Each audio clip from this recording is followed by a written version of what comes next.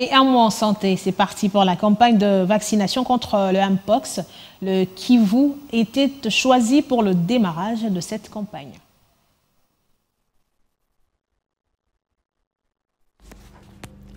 Des équipes de l'Institut national de la santé publique, en coordination avec le Centre des opérations d'urgence de santé publique, mobilisées ce samedi 5 octobre à Goma pour le lancement de la campagne nationale de vaccination contre la Mpox.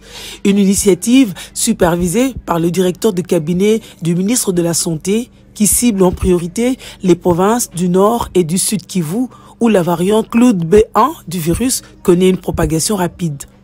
Face aux défis croissants liés à cette épidémie, le ministère de la Santé intensifie sa riposte en mobilisant des ressources sanitaires adaptées pour contenir et enrayer la progression de la maladie dans ces zones à risque. Je déclare ainsi officiellement les débuts de la riposte vaccinale contre le Mpox en République démocratique du Congo.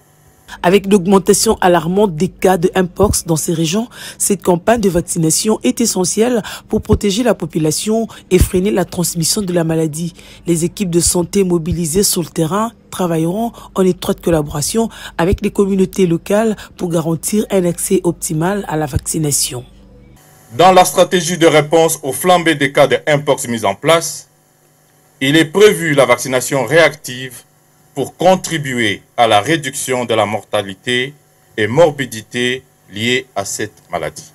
C'est dans ce cadre que le ministère de la Santé publique, Hygiène et Prévention sociale, avec l'appui de partenaires, organise la riposte vaccinale en octobre et novembre 2024 pour les zones de santé du bloc 1, ainsi qu'en janvier et février 2025 pour celles du bloc 2.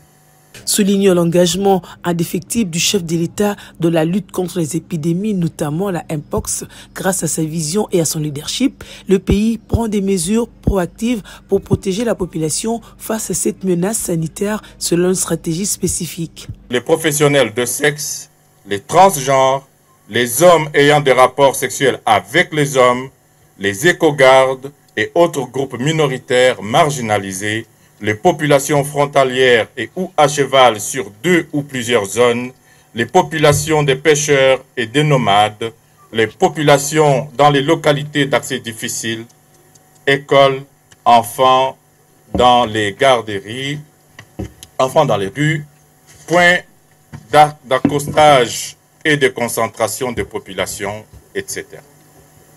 Les autorités sanitaires invitent la population à se rendre dans les centres de vaccination et à suivre les recommandations des professionnels de santé.